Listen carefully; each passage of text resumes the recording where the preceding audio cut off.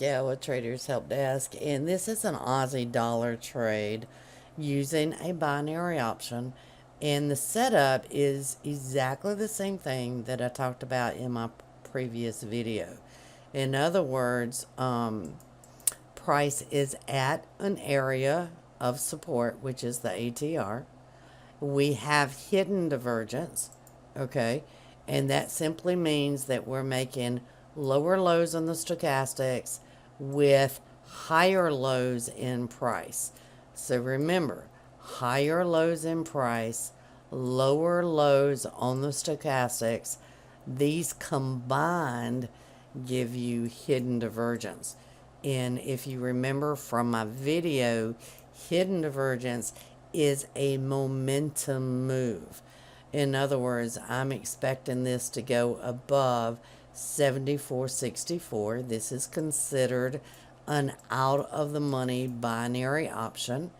And if you look down here at the open positions, you can see that I was able to enter this for only $21.25 per contract.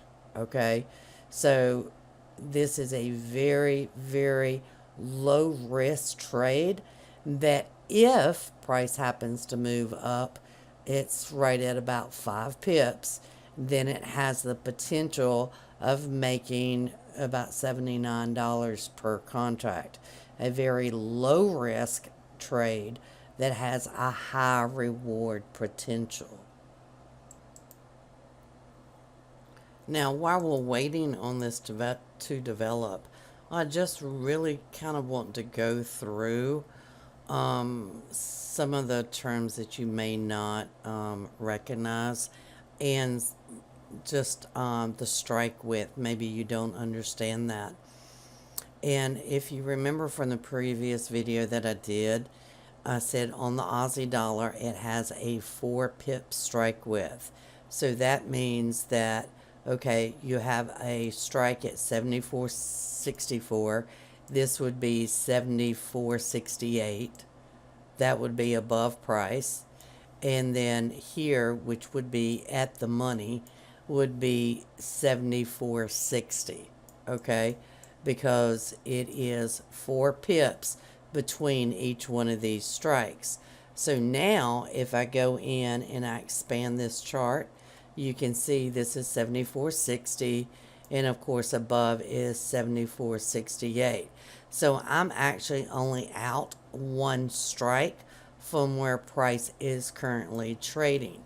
Now also down here in the open position window, you can also see what the indicative index is, and that makes a big difference because that's your price that is considered either to be expiring in the money or expiring out of the money.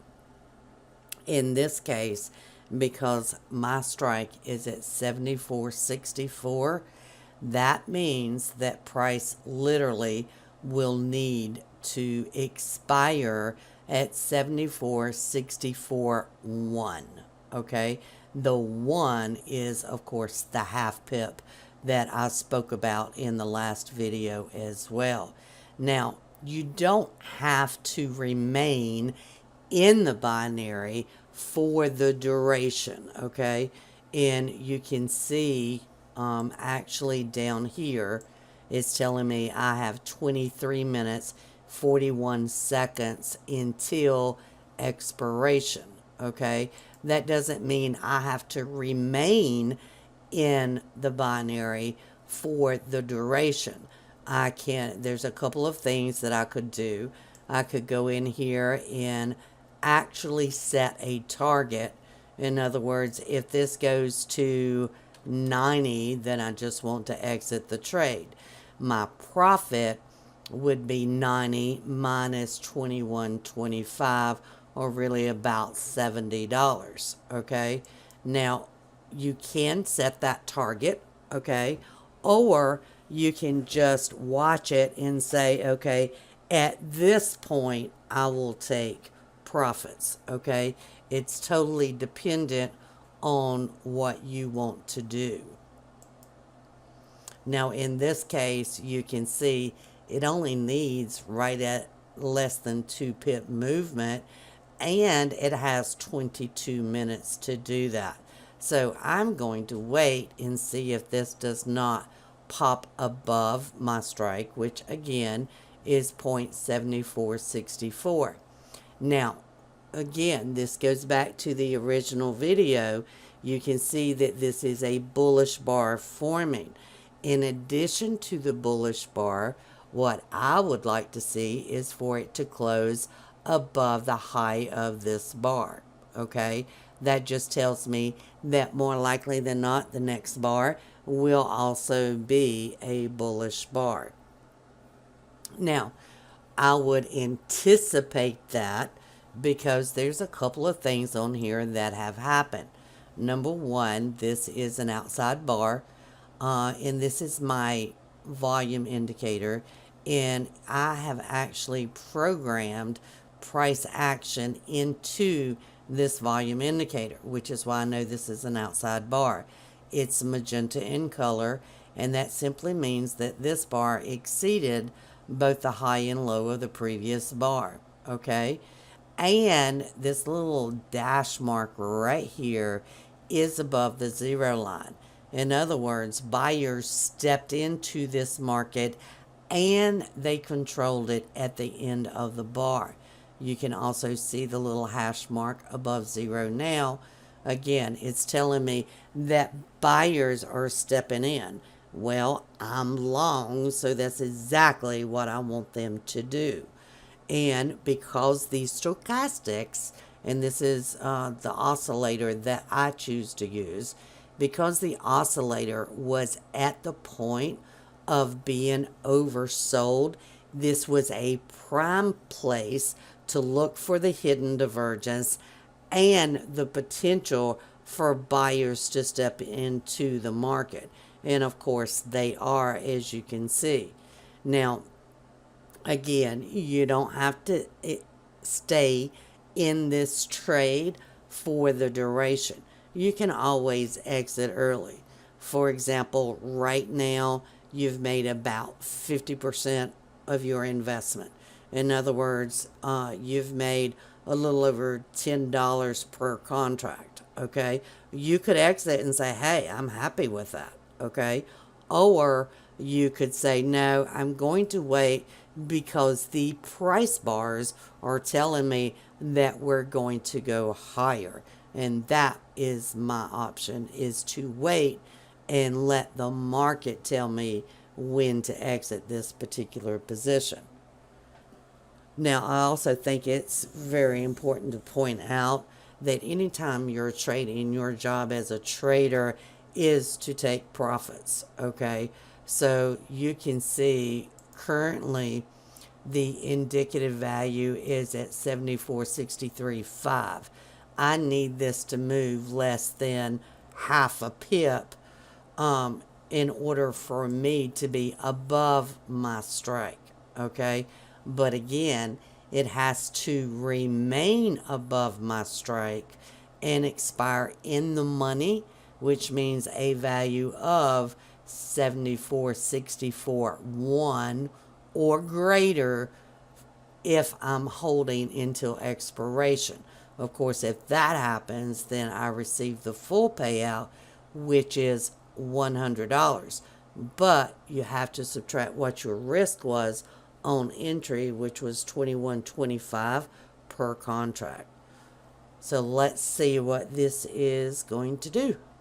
Again, what I would like to see is for the current bar to close above the high of this bar. It has about 59 seconds before it completes. This is exactly what I want to see happen. Now, if you notice over here on the Nadex chart, it looks like it's further away from 74.64 than it does over here.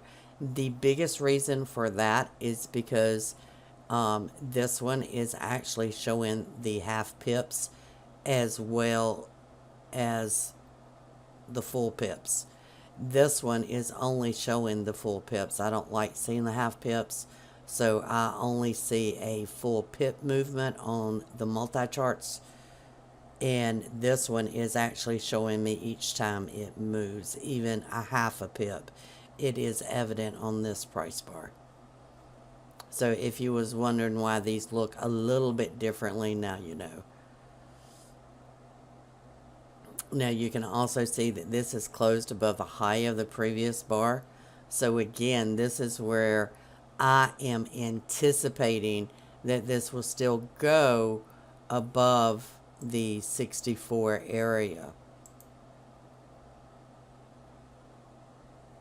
And you can also see here under the open positions, this is the last bar of this particular binary, but you can also see that I entered this at almost 130. So in essence, what I have done is created my own 30-minute binary, okay? And you can do that with the 2-hour binaries. All you're looking for is a momentum pattern that is saying, okay, this market is likely to move very quickly within the next few minutes.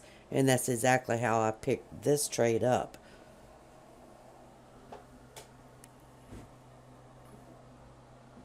And instead of trading like the 5-minute binaries, I'd rather make my own binary by just selecting a 2-hour binary that has, maybe 30 minutes left or 20 minutes left. I do a lot of like my own little 20-minute binaries on the Forex because, again, Forex moves 24 hours a day. There is always a trade on Forex, regardless of what currency you're trading. And I even have a scanner window. I wrote about it on the Nadex Market News this morning, and it actually will show, everything that's going on all of my time frames, and I can actually pick and choose and say, oh, well, this one is really fixing to move now, or, well, I need to jump over here and look at the USD JPY, for example. The scanners really do help you. Multi-Charts has a really nice scanner that I use to actually tell me, hey, the market is fixing to move now.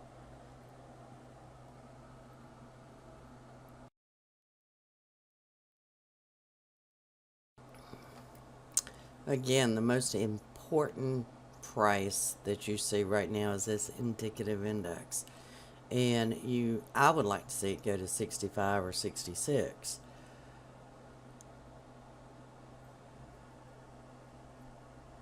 But remember, it just has to be at 641. And you're looking at the last 3 digits. Okay? And of course, it's got 5.5 minutes to do that. So, and sometimes it can be beneficial to actually go in here and set a target. For example, right now you've made over a 1-to-1 risk to reward ratio. Well, now it just jumped up again. Okay, you could go in and take this as profit. Okay, you could also go in here and actually set a target, and let's just set a target at 95, and let's see if it gets filled. Now, there's one of two things that will happen. Either it will get filled or it will not get filled, but as long as this value is 641, then you would still make the full payout. Okay? And really, that's what you're looking at. Now, if you look over here on the chart itself, you can see that the price bar is above the strike. So as long as this stays above the strike for the next 4 minutes, you would be expiring in the money. Of course, it does have to stay above this in the next 4 minutes.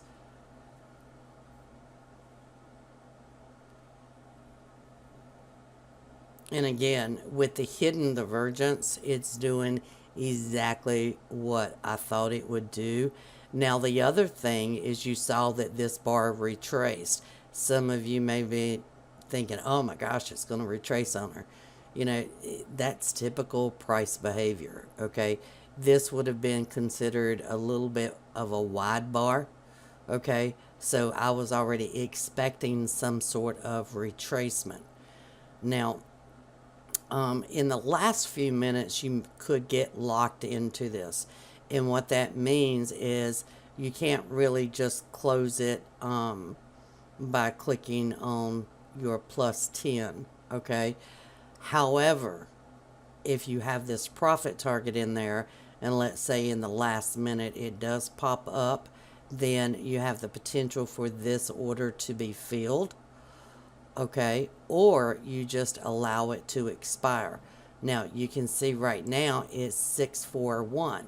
As long as it stays that way for the next 2 minutes and 57 seconds, you're fine, okay? But if it goes to 74,640, that's where you would lose the risk that you paid on entry, okay? So it's very important to know it must be greater than this strike price, okay? Again, I would like to see it go up to 65, 66.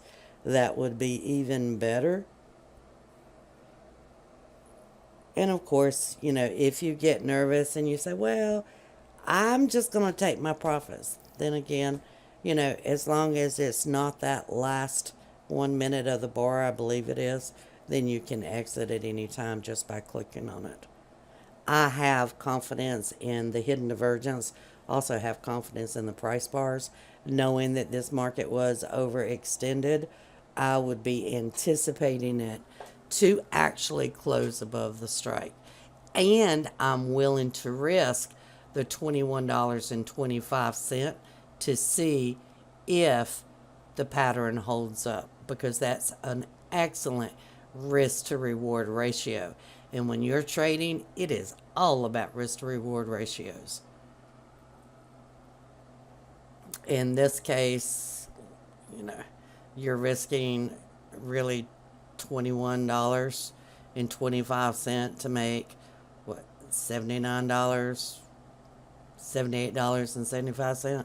That's a pretty good risk to reward ratio there, guys. That's what everybody wants to do. And the more that this goes up, you know, the higher that number gets, the more likely it is to expire in your favor, especially this close to expiration. Now, there are times where I have had it come right back against me in the last 5 seconds, but it's not very often that that happens, but it could happen, and you have to understand that. So again, I have a lot of faith in the patterns, and knowing what my risk to reward ratio is just makes it easier to actually stick with a trade.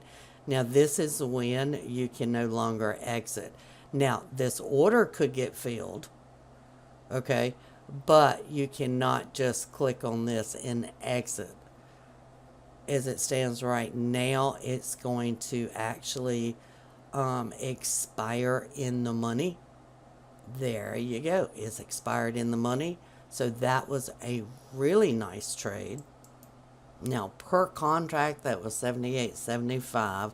From a risk to reward ratio perspective, it was actually for every dollar of risk, we made $3.70. So it's 3.70, which is awesome. It really is.